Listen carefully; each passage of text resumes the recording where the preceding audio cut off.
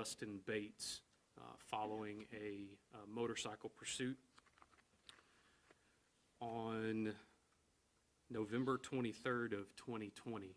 So that afternoon, the officer was on patrol on Lake Worth Boulevard and observed a motorcycle whose license plate was obscured.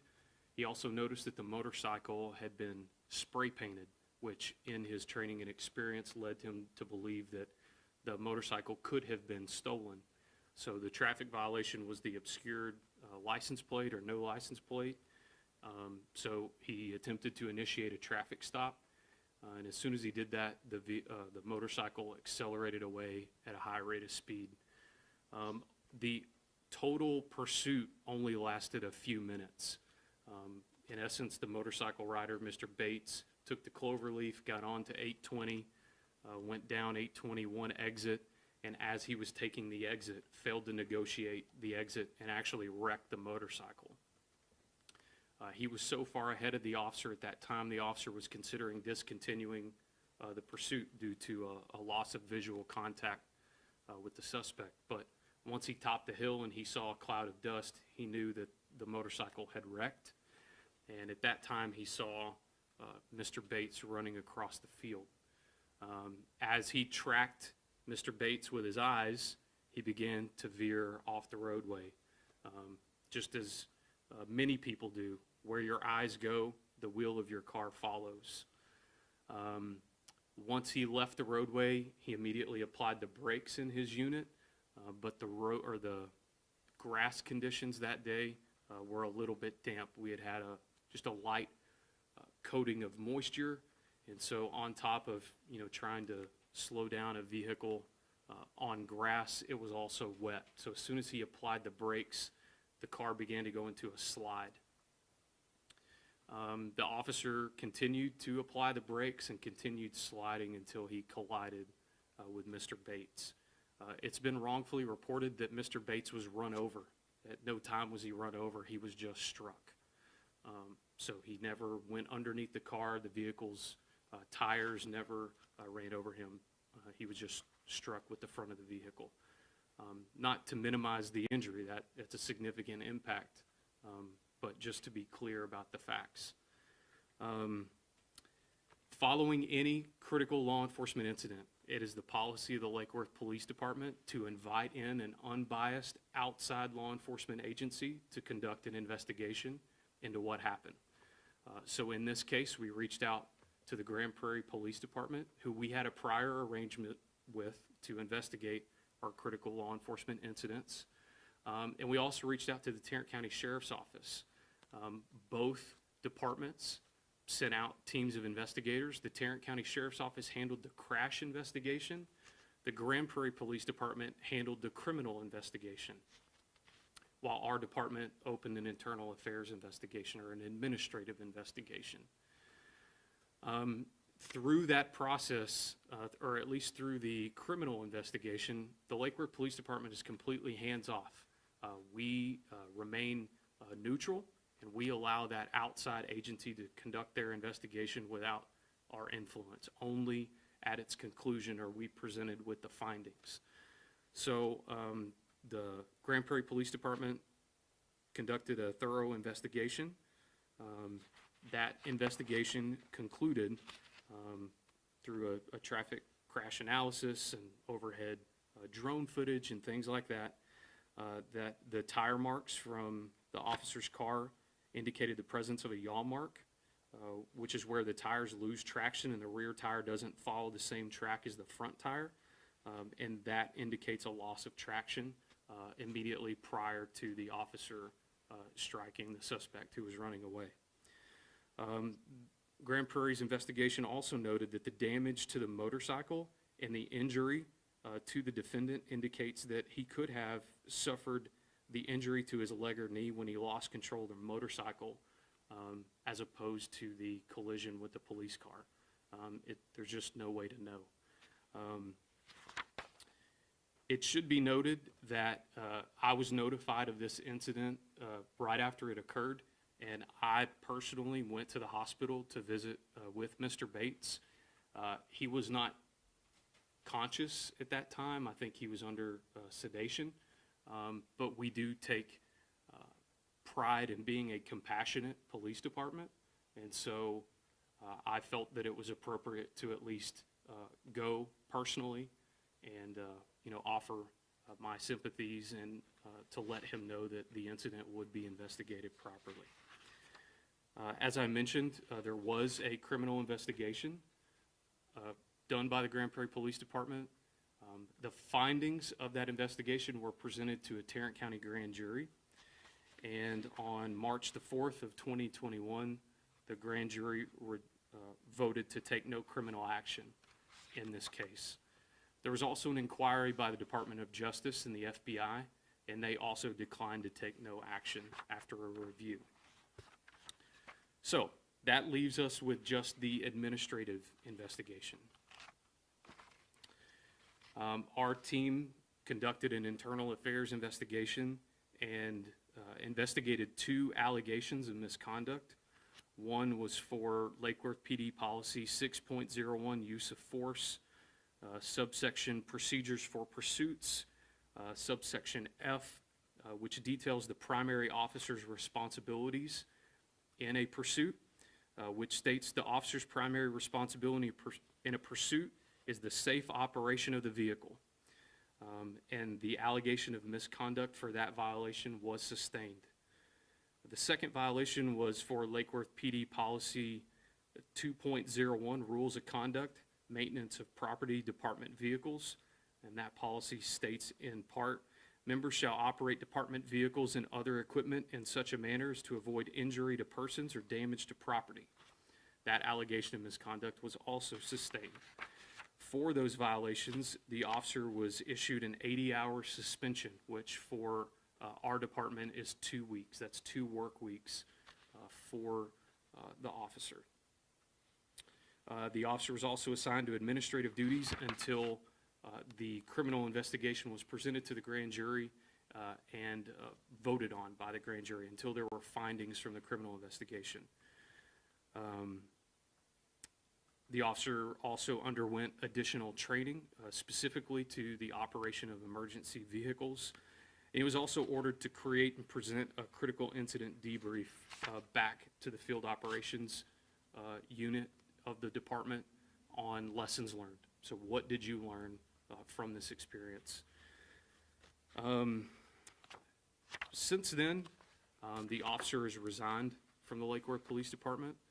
That's a decision that he made after consulting with his family, and that is a decision that we support. With that, I'm happy to answer any questions that you have. Can you take us back to the second you actually saw the dash cam video as the police chief? How did that hit you? My heart sank. What I saw on the video is not in keeping with the actions we expect our officers to take. It's an honor and a privilege to serve the public, and we should always do everything in our power to ensure even suspects that we pursue are safe. And in this case, we caused injury to someone, and it was due to the officer's poor judgment. And so as the leader of the organization, I was disappointed. I was sad. I wish that it wouldn't have happened. I wish that different decisions had been made. But part of my role is taking the situations I'm presented with and handling them with grace, handling them in a way that our community would be proud of. And, in that moment, there was nothing I could do to correct it other than ensure a proper investigation was conducted. So the attorneys for the plaintiff in the case that was filed said that Officer Granado was with the Grand Prairie Police Department before he came over here to Lake Worth, and implied that there was an inherent bias there, that having Grand Prairie investigate one of their former officers, something different should have happened when it came to that. Do you think that that's the case? I do not. Officer Granado was employed by the Grand Prairie Police Department as a jailer prior to putting himself through the police academy and then coming here as a police officer. But I can say in terms of bias,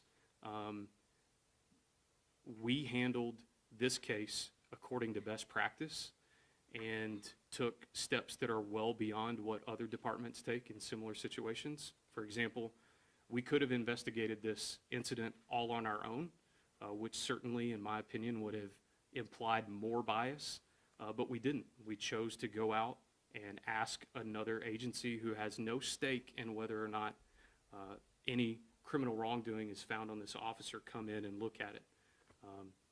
To my knowledge, no one associated with the major crimes unit in Grand Prairie had ever worked with or for or senior to Officer Granado. They're a very large, very competent police department who's accustomed to conducting these types of investigations. And so there would be no reason for me to believe that they would have come into that with any bias for this officer. In fact, we can confirm this with Chief Cesny over at Grand Prairie, but at the time, I don't know that they knew he was a former employee. So, You had said that the officer put on brakes, hit the brakes whenever they, hit that, started going off the road. yes. The lawsuit says that, points out that there were no skid marks, according to them, and that the officer's car was going about 45 miles per hour whenever they struck Dustin. That's correct. You said that the officer had sort of slowed down.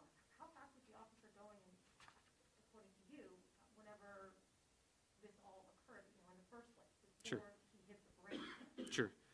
So according to the report, the officer was traveling at approximately 95 miles an hour when he took the exit ramp and began to initially apply the brakes. He slowed to approximately 84 miles per hour while still taking the exit ramp, continued to apply the brakes and slowed to 74 miles an hour. Then he left the roadway and went into the grass, which slowed the officer to 51 miles per hour with the brakes still being applied. And then at the time of collision, his speed was approximately 45 miles per hour with the brakes still being applied. And is going 95 in road conditions like that, you said it was damp, is that allowable under the department policy? It is, but just because you can doesn't mean you should. So our policy allows our officers and our supervisors to use their judgment to make decisions. And I wasn't there, but that's certainly a decision-making process I expect our officers and our supervisors to go through to consider traffic, road conditions and things like that when making that decision. The last question is, Yes, when ma'am. did the officer resign? I believe it was December 1st. December 1st. Yeah, that's correct. Thank you. I apologize. I don't know off the top of my head. What, if anything, have you learned about the license plate and the motorcycle since all this happened? So we do know that the motorcycle was not stolen, but it should be noted that upon his arrest, Mr. Bates was found to have a parole warrant. He was found in possession of half an ounce of methamphetamine, and I believe that that's it. So he had a lengthy criminal history. He committed a felony by fleeing in the motorcycle. He was also committing a felony by being in possession of half an ounce of methamphetamine. And then on top of all of that, had a parole warrant. Was the license plate, did it match the motorcycle? That I don't know, just off the top of my head. I'd have to do some research to find out. Chief, if you can, and thanks for taking my question for FaceTime, I appreciate that. Sure.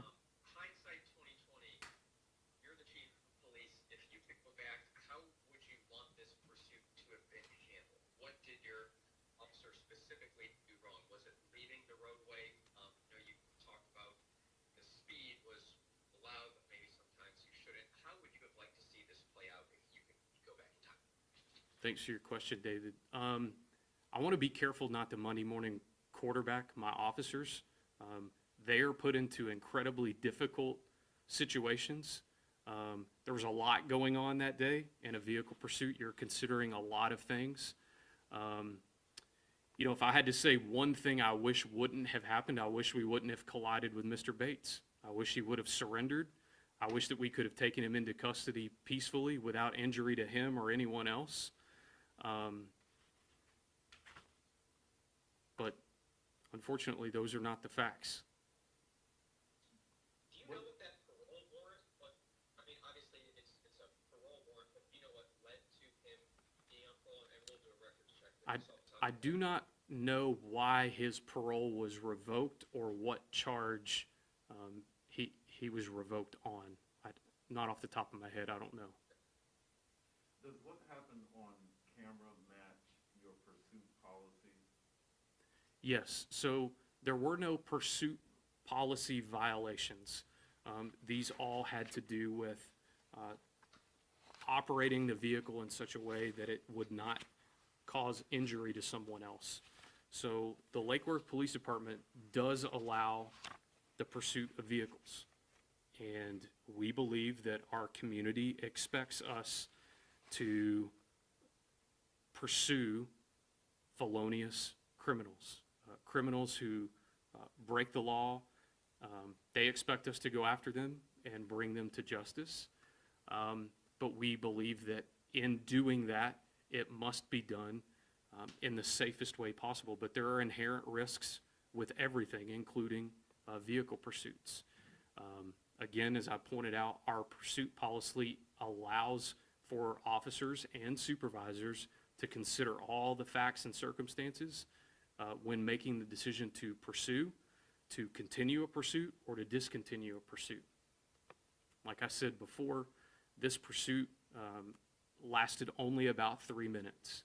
If I were to speculate on what the next minute or two probably would have entailed, it probably would have been called off. Had the suspect not wrecked the motorcycle and was no longer in sight, the pursuit would have likely been terminated. So this one continued beyond the crash simply because the suspect was now running on foot and the officer wanted to make an attempt to apprehend him. But unfortunately, drove off the roadway, lost control, and accidentally struck Mr. Bates. After seeing the video, does any of this rise to the point where you as chief would have terminated the officer for what happened, or? I get the 2-week suspension and Sure. there had to be an investigation and all that, but at any point as chief, did you consider firing him? Absolutely. I absolutely considered it. We believe that using progressive discipline and procedural justice is important when dealing and administering discipline for our officers. And we do have to take into account that everyone makes mistakes in their job. And, you know, of course, we have a large responsibility in that. It's not lost on me or our officers. But considering the fact that this is a young officer, very early in his career, there is an understanding on my part as the chief of police that mistakes are going to be made. And we would never have seasoned, tenured officers who had had the opportunity to learn from mistakes if we fired them all after their first mistake. So after review of the circumstances, knowing that this was an accident, that the officer did not intentionally mean to strike Mr. Bates with his car, he accepted responsibility for that. He was disciplined for that. I believe that that was the right decision given the circumstances. Did I consider it? Absolutely. Would I consider it again in the future? Absolutely. There are conversations, you said you didn't break policy, but are there conversations to potentially change policy, amend, or add things to maybe make things more safe for both the police officers and the Sure. potential suspects? So he didn't break policy in terms of the pursuit policy. He did violate our policy, which I'll point out as a means of transparency is completely available on our website. That is a point that we want to make. We don't have any secretive policies that we change without the public's notice. It is all available on our website under the Trust Through Transparency tab. You can scroll down and you can view every one of our policies. So in this case, he did violate policy, and he was disciplined for that. And on what date was that internal affairs determination on this policy violations made, or roughly? Sure. Give me just a second. It was on November the 28th. And I should point out that the internal affairs investigation does not typically conclude prior to the criminal investigation.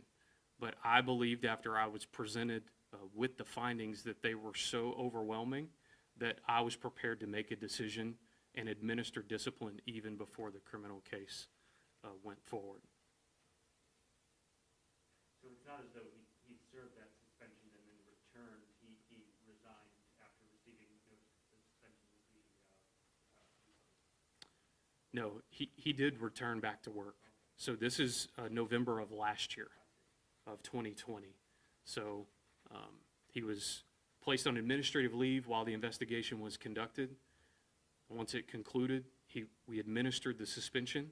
Then he returned to work in an administrative capacity only, not in uniform on the street, until the case was presented to the grand jury and they took no action. Only when it was officially and completely finished was he returned to duty. Then in December of this year, he chose to resign. Prior to this incident, was there any reprimands or red flags or anything with this officer?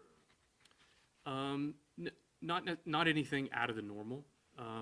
You know, officers, young officers, do make mistakes. We all do.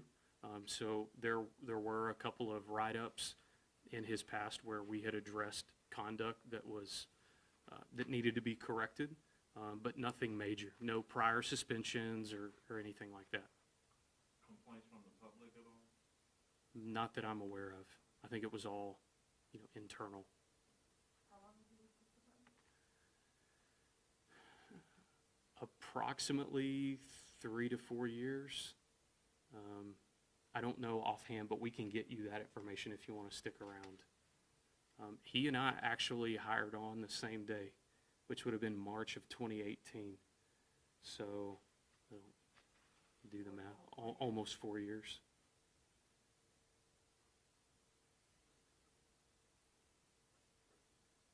Anything else? Anyone else?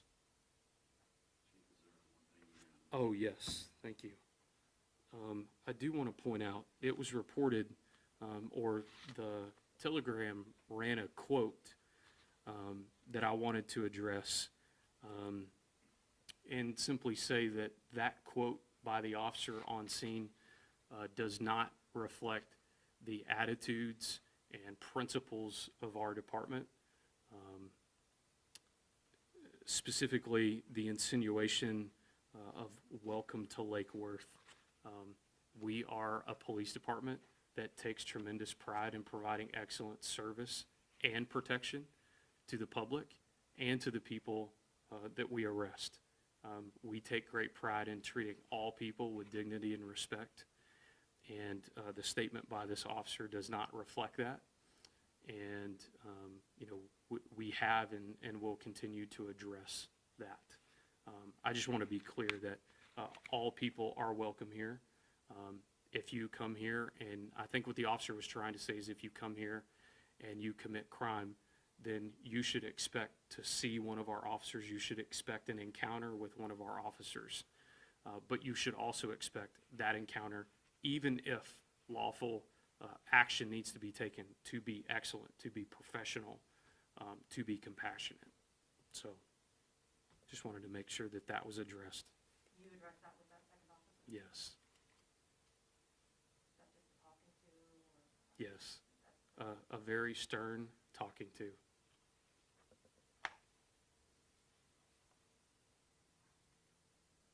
Thank you. Anything else? Okay, thank y'all.